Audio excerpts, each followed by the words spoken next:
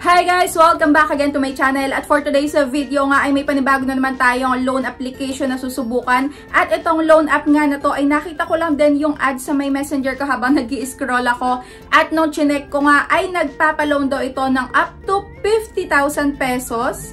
Pwede mong bayaran ng 91 up to 365 days or isang taon. At meron lang naman tong 0.08 na interest. Chinek ko din kung nakaregister ba ang kanilang company sa MySec. At yes, nakaregister naman. At ito nga ay may 4.9 na ratings din. So, ang taas dahil nga siguro bago pa to. Kaya, bago nyo nga makita itong ads na to online, ay tingnan muna natin kung talaga matutulungan ba kayo na to or hindi. Check natin kung talaga bang malaki ang ino-offer nito. At kung totoo ba yung loan terms na sinasabi nila doon sa may mga ads na pinapakita nila online.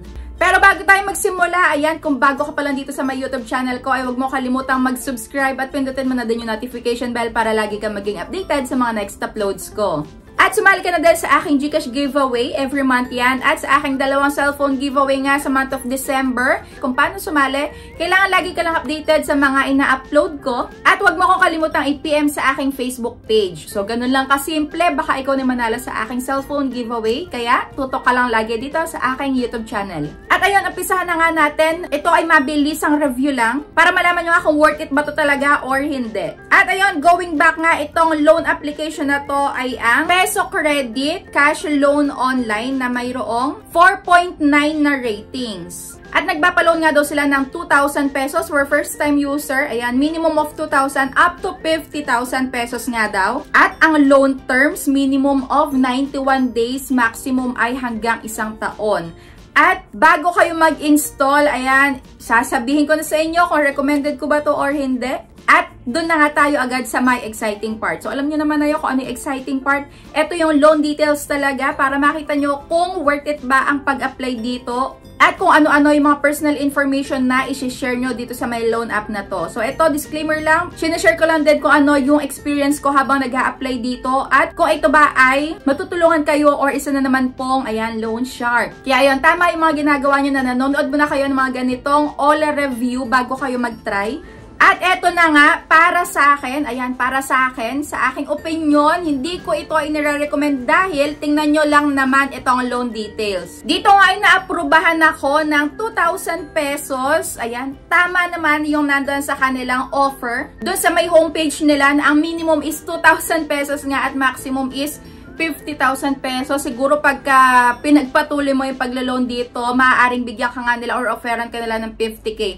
Kaso nga lang, etong loan details ay, ayan, pag ang niloan mo is 2k, ayan, 2,000, ang interest ay 0, ang other fee ay 0, pero ang service fee ay 800 pesos. Kaya ang mare-receive na lang dito is 1,200 pesos. So, kung ikaw okay sa'yo yung ganitong halaga lang na matatanggap mo, out of 2,000 pesos na iniloan mo, then mag-go ka. Pero para sa akin is not recommended dahil sobrang laki. Halos kalahati na din yung, ayun, makakaltas doon sa may ilo-loan mo. At kung 2,000 talaga yung kailangan mo, well, hindi ito makakatulong sa'yo dahil nga sa laki ng ikakaltas.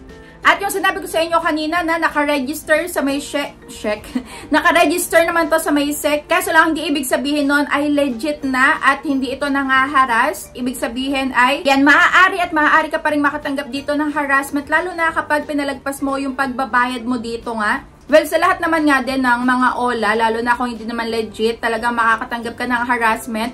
At yun na nga yung tinatawag natin na unfair debt collection. Kung saan, hindi nga tama yung paniningil nila, ginagamitan nila ng mga masasakit na salita, ayan, tatakutin ka nila na ipopost ka, ayan, napupuntahan ka dyan sa may barangay nyo na i-home visit ka nila, at meron pa nga pa-demand letter na isa-send sa may, ayan, sa text message lang, o kaya naman sa may Gmail. So, huwag kayong naniniwala doon. Kaya ayun, alam nyo na kung ano yung loan details, agad-agad. Nasa sa inyo na talaga ako ipagpapatuloy nyo yung paglo-loan dito or hindi. Pero share ko na nga din yung process ng paglo-loan ko dito. Ayan, dito nagsagot ako ng, ayan, identity information. Syempre, hindi mawawala ang ID. Pero dito, hindi na ako nag-selfie with ID. Ayan, meron pa din tong facial verification. Ayan, kinukuha pa din dito yung education, marital state. Ayan, kung meron kang credit card, email, gender. Pero dito is hindi kinukuha yung Facebook username mo or yung link ng Facebook mo.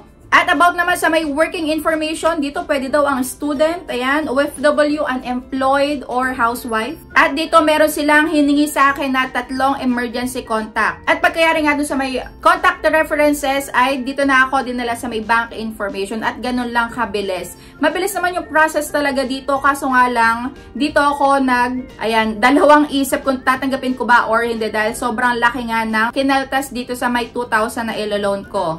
At yung loan term na nakalagay nga pala dito sa akin is 121 days. Kaso nga lang, ito ay 7 days lang din. Tingnan nyo naman itong payment plans. Kaya naman pala siya umabot ng 121 days dahil dito nga sa unang pagbabayad which is on or before 7 days, kailangan mabayaran ko na yung 1,980. Tapos, ang susunod ko pa na pagbabayad is August 30 pa, which is ang babayaran ko na lang is 20 pesos. Ayan, nakakaloka. Ito yung bago sa nakita ko. Ayan, nawala sa iba. Meron sila dito ang clear cash. Kung saan, ayan, mabubura nga daw yung mga details na inilagay mo dito. At meron nga ding deleting of account. Pero sa mga nakikita ko nga na ganito, nagtatry ako na mag-delete ng account ko. Pero kapag nag-sign in ako, gamit ulit yung number ko is lumilitaw pa din naman na nandun yung aking mga details. Kaya hindi rin ako naniniwala dito sa may deleting of account na to. Pero mali natin sa may ibang loan app, lalo na kung legit naman. At meron nga akong na-search online. Ayan, 3 days overdue na daw siya. Ang laki ng interest kahit na nag-partial, hindi daw nababawas dun sa may principal amount. Kaya ayun, dinedma na lang niya at ayun, aantayin na lang daw niya yung legal settlement which is okay naman din yun.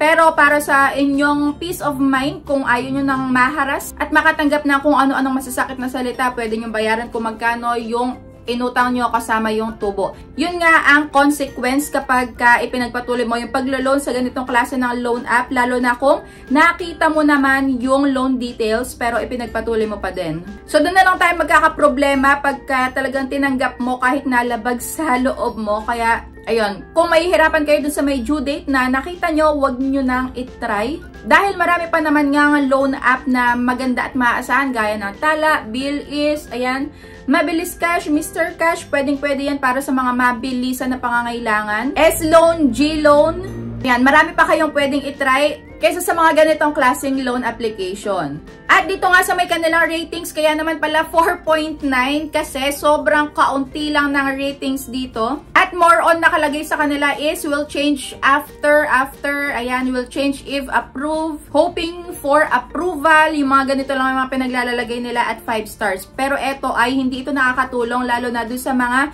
nagbabalak mangutang sa may loan app na to. Akala is maganda yung ratings dahil dito sa may mga inilalagay nyo na babaguhin nyo pag kayo ay naaprubahan.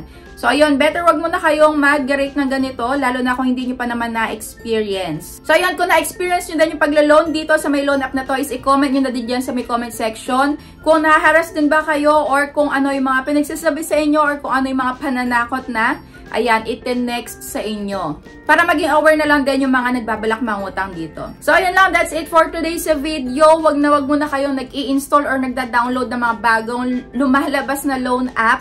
At huwag kayong magpapaniwala agad sa mga loan offers nga online dahil hindi nyo naman talaga alam kung yan ay totoong makukuha nyo at kung totoo na mahaba ang terms ng pagbabayad. So, ayun, better talaga kung nanonood kayo ng mga ganitong online review para mas safe kayo pati na rin yung personal information nyo. So, ayun lang. Thank you for watching.